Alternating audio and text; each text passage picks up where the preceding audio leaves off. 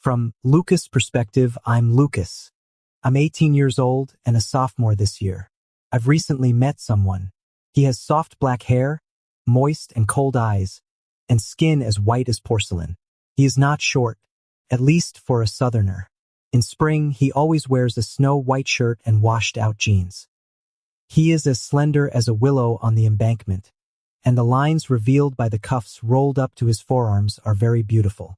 He doesn't like to smile, but when he looks at someone, although there is clearly no emotion or lust in his eyes, it always gives people the feeling that he is completely focused and has you in his heart. It's just that his gaze rarely falls on people.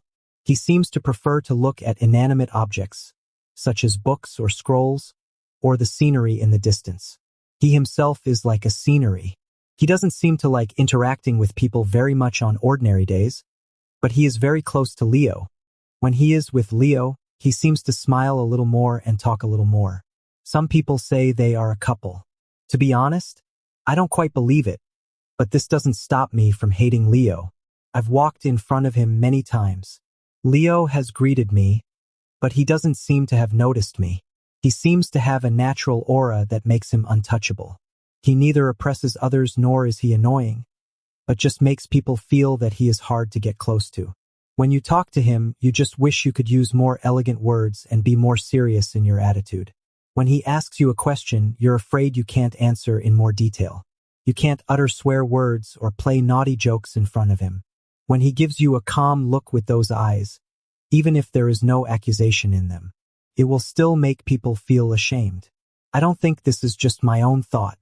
In fact, except for Leo, that oblivious guy, I've never seen anyone treat him with such a casual attitude. This also means that even though his attitude towards others can be described as modest and gentle, the only one who lingers around him is Leo. I often wonder if he feels lonely like this, or maybe he simply doesn't care. I don't know why I pay so much attention to him. I only found out after asking others that he is already a graduate student. My major has nothing to do with his, and we don't have any overlapping courses at school, but I always see him. It seems that in all directions, there are paths leading to him. I saw him again today. He was holding a book and seemed to have just finished a phone call. He was lowering his head and putting his phone into his trouser pocket. I don't know what I was thinking at that time. Actually, I should have taken a step back or just stood still and let him pass. But I hesitated for a moment and then took a step forward on my own. I bumped into him, but on the one hand, he was walking slowly, and on the other hand, I also deliberately controlled the force. So although he is a bit shorter than me, he didn't fall down. It's just that the book in his hand dropped. Before he could react, I bent down to pick it up for him.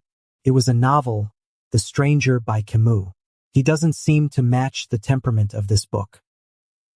The next meeting will be after the new year. At that time, there was a lot of noise next to the laboratory where we were doing experiments. Teacher Mark, who was leading us in the competition, went, "Huh," and muttered, "I don't remember there being anyone occupying the next classroom." Then he went over to take a look. 10 minutes later, the door connecting the two classrooms opened. Teacher Mark beamed and put his arm around the shoulder of a middle-aged man with a helpless look on his face next door. He greeted us over like showing off a treasure. The man with slightly graying temples but an extremely straight back is Teacher Jack from the opera research major. He had just come to University X not long ago. Later I heard that he was a high school classmate of Teacher Mark, but they hadn't been in touch all these years. Unexpectedly, by some strange coincidence, they met here today. When old friends met, Teacher Mark was extremely excited and immediately greeted us students to get to know Teacher Jack. It was as if to say, "Your teachers are brothers, so you students are like half-sworn brothers connected by the same teacher lineage." Among the students led by Teacher Jack, Oliver stood at the very back. Even his name seems so unfeeling. Due to the relationship between the two teachers, during the period of the chemistry competition, Oliver and I had a long-term intersection. With the teachers making the connection, and since we were all students from the same school, although one group was liberal arts postgraduate students studying opera and the other was pure science competition participants, the people from the two laboratories often got together soon. However, Among the postgraduate students who came to our laboratory to idle around, Oliver was never there. I wasn't surprised by this. So far, everything about him is exactly the same as what I imagined when I first saw him about what kind of person he is, except for that copy of The Stranger. By the way, it seems that he broke up with Leo. To be honest, I don't believe they ever dated. Leo is such a muddle-headed fool who daydreams all day. One moment he fantasizes that he dumped Oliver, and the next moment he says it was a peaceful breakup. His logic is chaotic and his thoughts are unclear. I don't know how Oliver could stand him.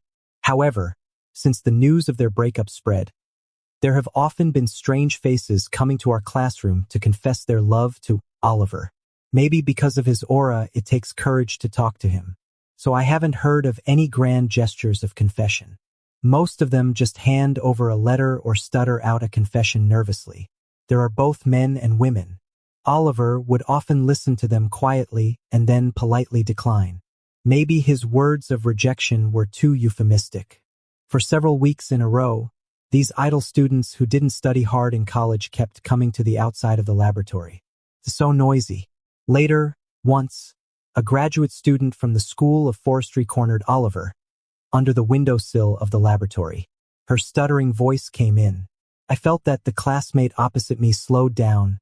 Of course, not only him, but the whole laboratory seemed to hold its breath and concentrate for this unexpected piece of gossip. I heard Oliver politely decline in his slightly deep but clear voice. Sorry, I have someone I like. I poured out the test tube liquid that was in the last step. The school was on holiday on New Year's Day, but in order to prepare for the competition in March, us competition students still stayed in the department until the afternoon. When I went out, I saw Oliver. I originally thought it was a coincidence, but he said he was waiting for me. I was very surprised that one day it would be him who bumped into my sight, instead of me chasing him all over the campus and still having to pretend to meet him by chance. First, he said sorry to me. He said that he accidentally heard the conversation between Teacher Mark and me a few days ago. He seriously told me that the sound insulation effect of the department was not very good. You finally noticed. I briefly expressed that I didn't care. He hesitated for a while and asked me if I planned to change my major. I said yes. The reason why Teacher Mark talked to me before was that I submitted an application to transfer to another college. I planned to transfer to study business after participating in the National College Students Chemistry Competition in March this year. Teacher Mark strongly dissuaded me. Firstly, he probably thought that I was a bit talented in chemistry, and it would be a pity to transfer to study something else. Secondly, the system of domestic universities is not the same as that of foreign universities. It's not easy to transfer to another college halfway, and it may delay graduation. I didn't expect Oliver to be interested in this. He carefully asked if it would be convenient to walk back to the dormitory together and talk about my decision, which in his opinion might be hard to understand. I just didn't know why he cared about the matter that a person he only knew planned to change his major. I knew that people like him obviously hadn't troubled others much. He must have felt that it was quite presumptuous to talk to me about this. After all, although the people in the two departments had been joking around with each other for so long, we personally were not really familiar with each other. Oh, it's just on the surface. As for him and me, I'm quite familiar with his affairs. I told him not to worry too much and began to explain that I wasn't acting on a whim, but had seriously considered it for some time and felt that my interest in business was not just a passing fad. Then why did you choose chemistry before? He asked. Because I was more interested in chemistry in high school, I patiently replied to him. But now I have something I'm more interested in. He seemed to be stunned by my answer. After being in a daze for a while, he asked me blankly, "What about your parents? What do your parents think?" I laughed at that time because it was hard for me to imagine that someone like Oliver would say such a thing one day. I always thought that he probably came from a well-educated family, not short of money but not extremely wealthy either. His parents respected each other, and he had always been the model child since childhood. When others were playing with mud, he would turn his head away. What does this have to do with my parents? I laughed. Shouldn't a person decide for themselves what they're interested in, what they want to learn, and what they want to do in the future? I only need to be responsible for my own decisions. He seemed to be stunned and nodded half understandingly. This look of his was really rare. I couldn't help but ruffle his hair. His hair was soft, fine, and refreshing. So I originally planned to ruffle it once and then let go, but after letting go for half a second, I put my hand back and ruffled it a few more times. With his hair in a mess, he looked more amiable than usual. Sometimes I really had a hard time seeing him as a senior who was 4 years older than me. His eyes were calm and clear, like those of a wise hermit in the mountains or an innocent child. I didn't want them to change in any way. He looked at me as if he was helpless. I usually only saw this kind of look on his face when he was with Leo. At that time, I just wanted to roll my eyes, but when such a look fell on me, my heart heated up and couldn't stop pounding. So I told him that he didn't have to feel guilty. We were even when it came to eavesdropping. He opened his mouth, seemingly wanting to refute the word eavesdropping, but still focused on the second half of the sentence. He frowned slightly. I could tell that he was silently urging me to explain with his eyes. No wonder he doesn't talk much. I held back my laughter, but my heart was like a lotus leaf catching a drop of dew shaken off from a lotus flower. Clearly, I hadn't received any severe blow, but my heart was still swaying affectedly. His eyes seemed to be able to speak. I heard you reject someone's confession before. You said you had someone you liked. I asked this question in a very low voice, as if I was afraid of scaring him away. Is it true? He looked at me with a look that was hard to describe. No. After a while, he replied, it's fake. Since that night, we seem to have gradually gotten closer. He would nod at me when he saw me on the way to school, and his eyes on me also began to increase. I got his phone number and would send him a text message from time to time. He almost always replied, but often after a few hours. When he replied, he would apologize to me and explain that he didn't often check his phone. I actually knew that, but I mostly didn't reply anymore. I longed for him to care about me as much as I cared about him. I often fantasized whether he would feel even the slightest bit of guilt because of this, and I was satisfied like a pervert. Sometimes I even suddenly hoped that he had really dated Leo, and then fantasized that they broke up because Oliver was not willing to have intimate contact. This way, at least it could prove that he could accept men but not Leo. I also understood why I always saw him. I could see him whether I looked up, looked away, or closed my eyes. I originally planned to take things slowly, but I just didn't expect this docile frog to do something big one day. Oliver confessed his love to me. There could actually be such a good thing in this world. Some time ago, my first application to transfer to another college was not approved, and I missed the registration for the campus basketball game. I was in a really bad mood. The chemistry competition ended last month. Some students planned to give up the path of participating in competitions. Teacher Jack finally managed to apply for a special classroom for his students. They no longer have to use the classroom next to ours. This is not a major farewell. We only have so much time every day. Without the right time and place, it will be difficult to have days like these past few months when we could get along day and night, work hard with our heads down, and look up to crack a few jokes. We all agreed immediately. We planned to let the people from the 2 classrooms go out for a meal together. I was in a really irritable mood during that period. Even Oliver, a person who seems to be on top of the world, could sense it and tried to comfort me. In fact, looking back now, my state was not good. But Oliver also seemed a bit absent-minded and restless during that time. During the usual chatting time after the meal, Oliver asked me about my situation of transferring majors. I simply said that it was not going smoothly. Maybe at that time I wanted to gain some comfort by showing my grievances. Actually, I didn't really care much about this matter. Because at that moment I suddenly realized that part of my anxiety during that period might come from the separation from Oliver. He is a graduate student while I am an undergraduate. Our majors are poles apart. Without the advantage of being close, how can I find opportunities to get along with him in the future? I rarely get distracted when talking to him, but just that one time I was distracted. I didn't react until half a minute after he finished speaking. In the many years that followed, I often thought back carefully. Even when I bullied Oliver to the point of tears in bed, I would suddenly stop with great willpower and force him to repeat what he said that year.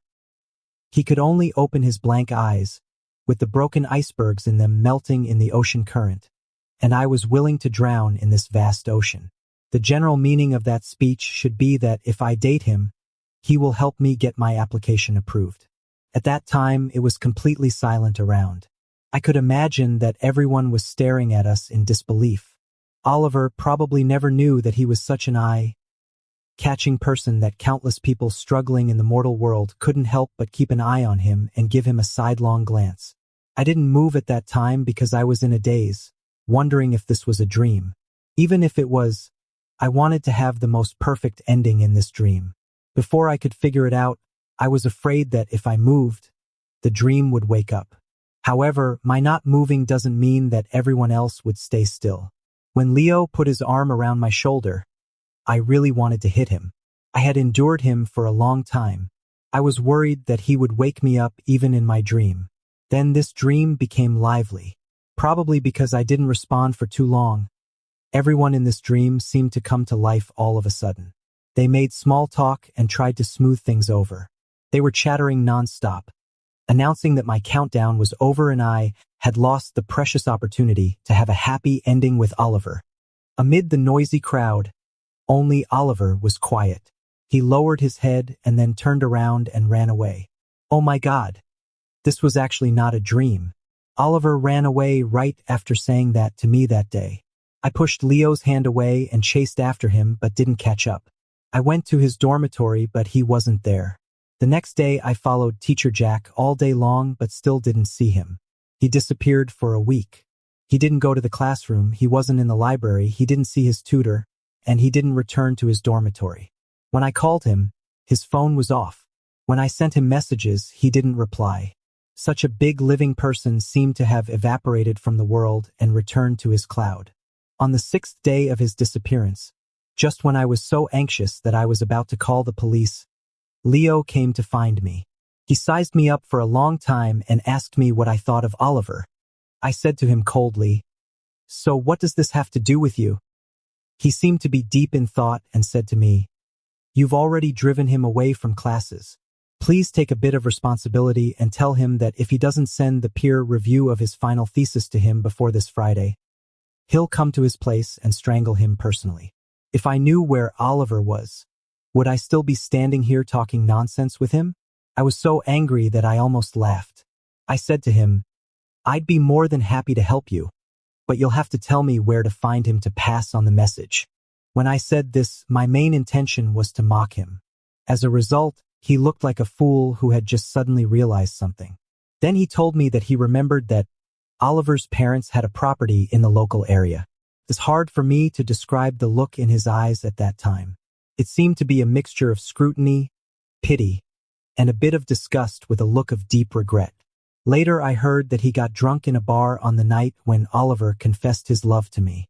He said that there was one less person in the world who could accompany him and never fall in love. He's crazy. I immediately rushed to the address Leo gave me. Oliver was really there. He opened the door for me. He seemed a bit thinner. When he saw me, he hesitated for a moment but still stepped aside to let me into his house.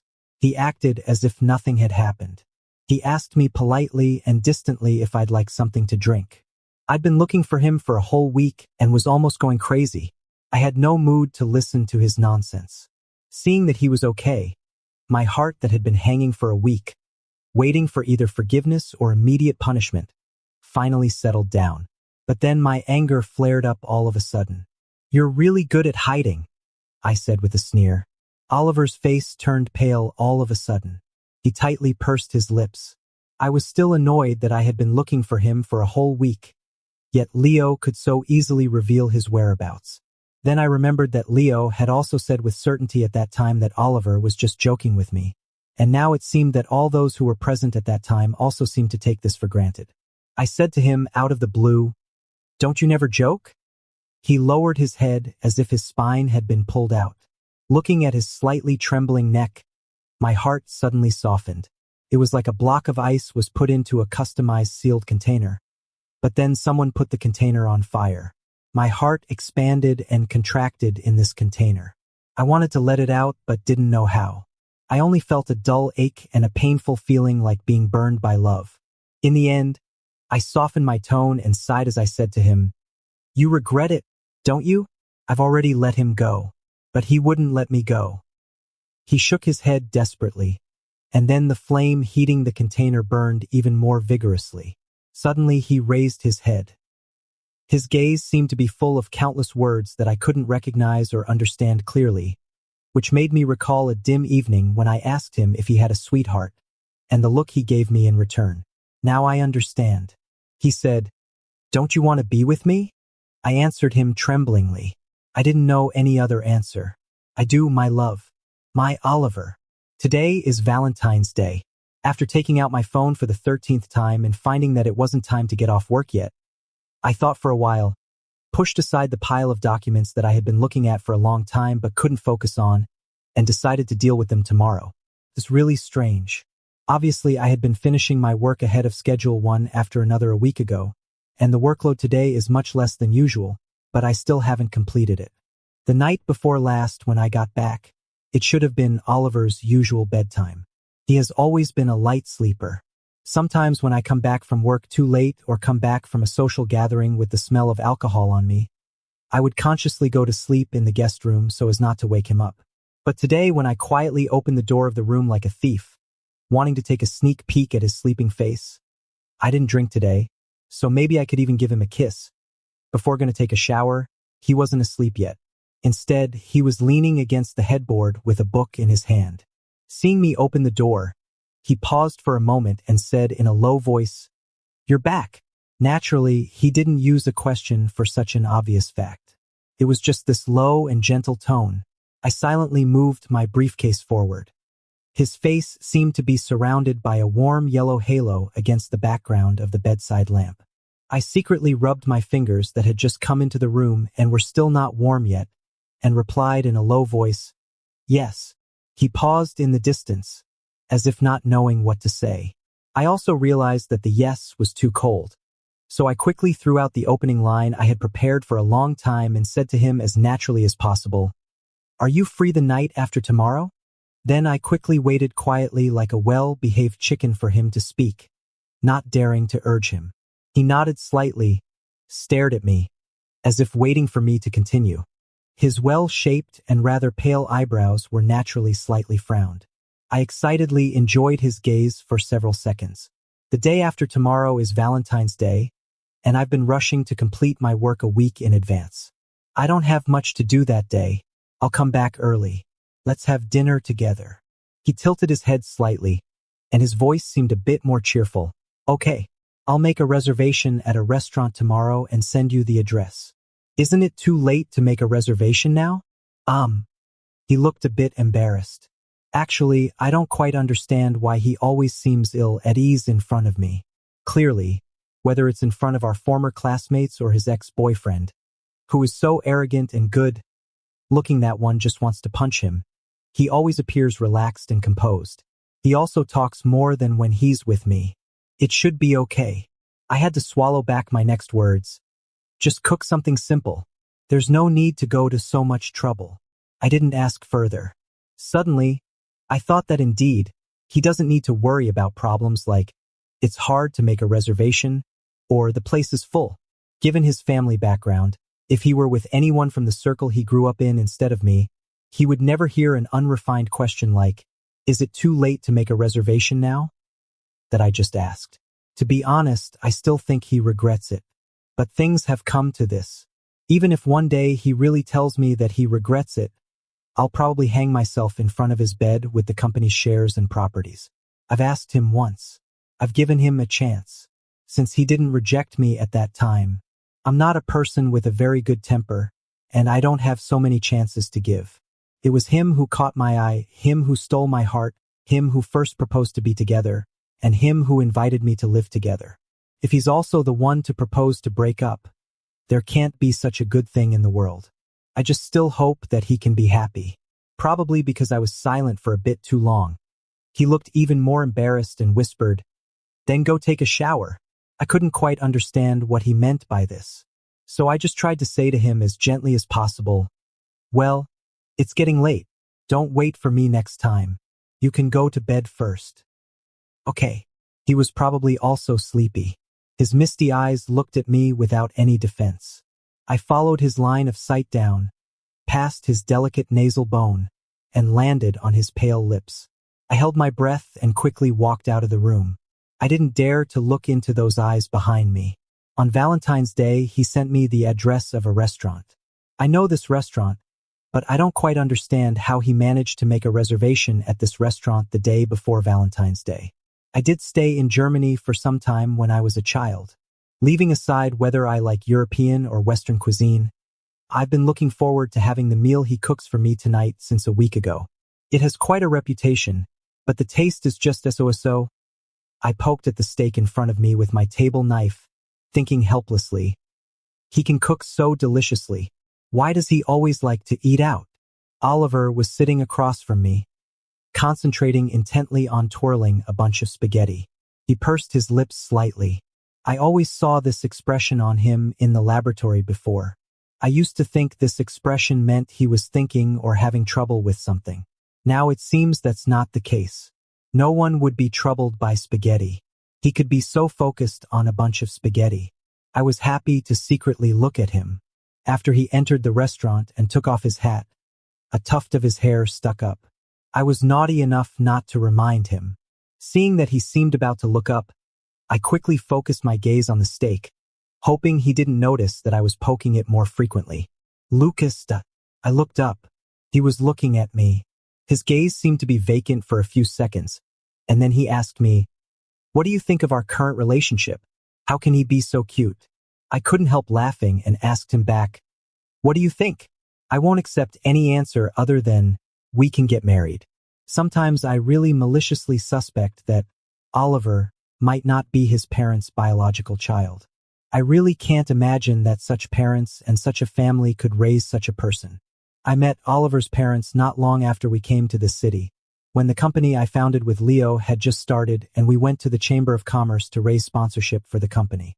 His parents are so well known in our industry that I never thought they would be Oliver's parents. In fact, with their level of business success, they didn't need to come to such a small-scale Chamber of Commerce at all. Looking back now, their presence that day must have been aimed at me. When I, as a junior, reached out to shake hands with Mr.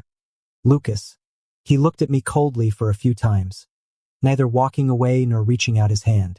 Just when I was feeling puzzled and about to withdraw my hand, a lady took my hand, smiling, and shook it curiously as if she had grabbed a dog's paw. She is Oliver's mother.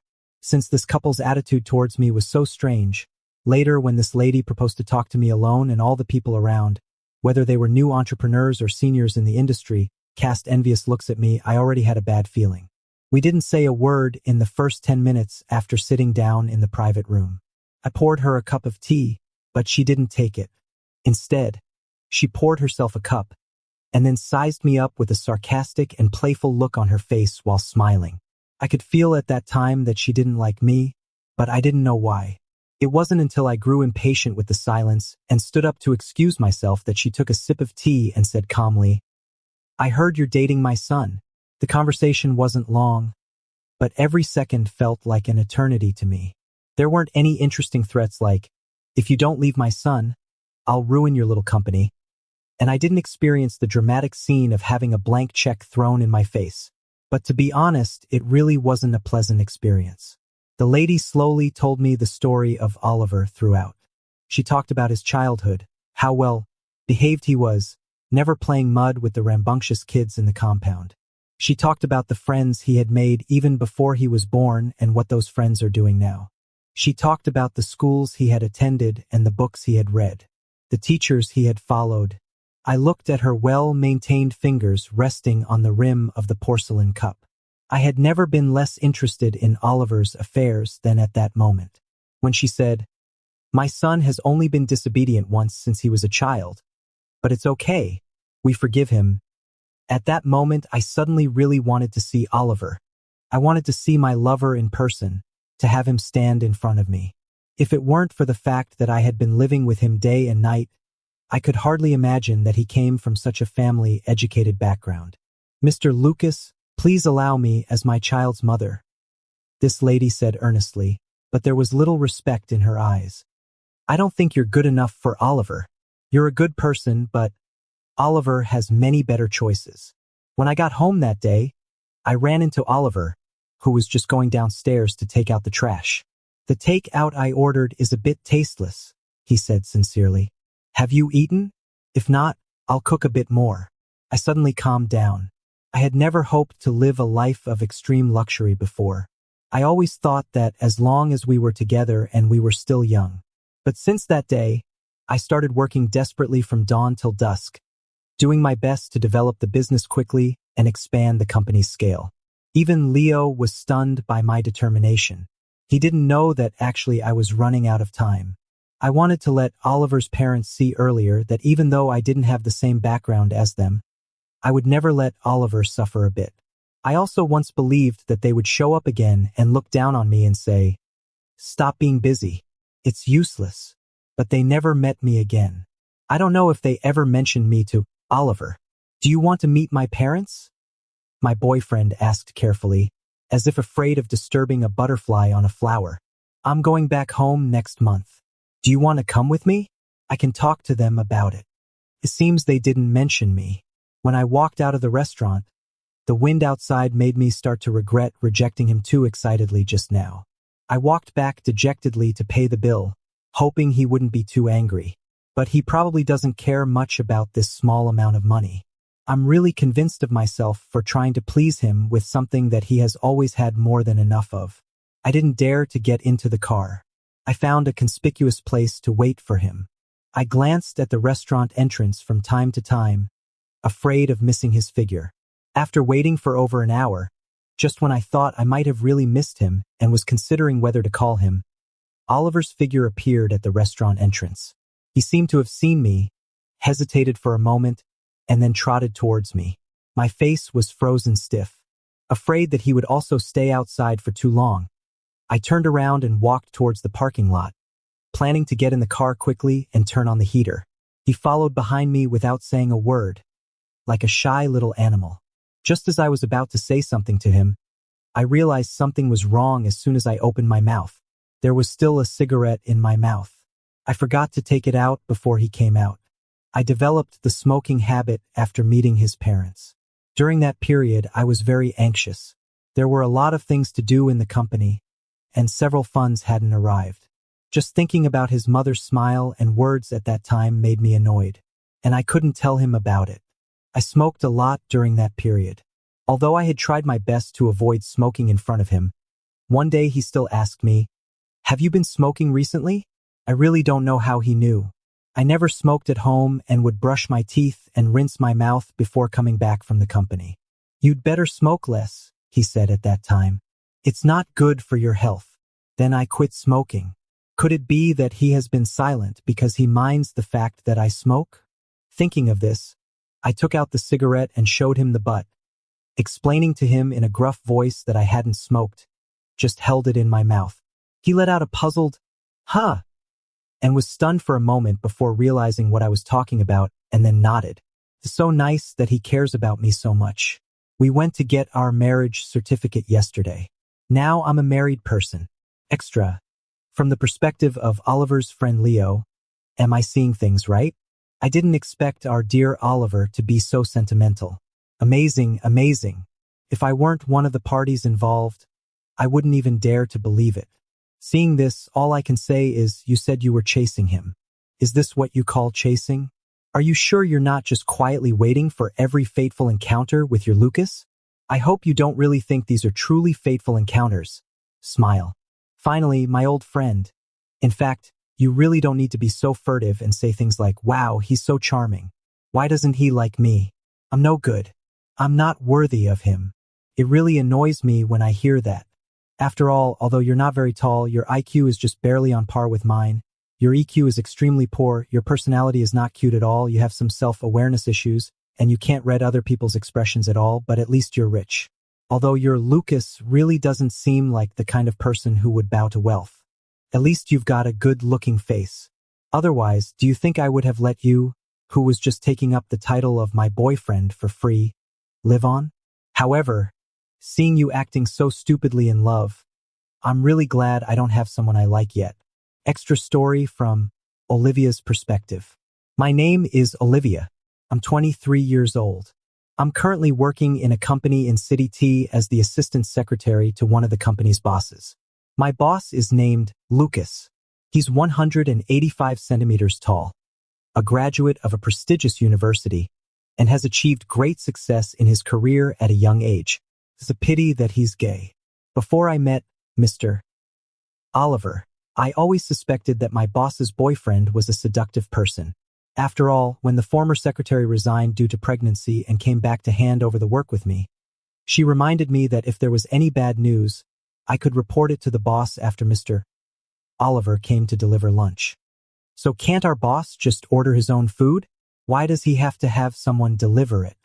Is he always so idle that he has to come and deliver food? It seems he's just a kept man. However, when I first saw Mr. Oliver downstairs of the company, I began to wonder what kind of means the boss, this seductive person, used to lure this godlike man down from the sky. Mr.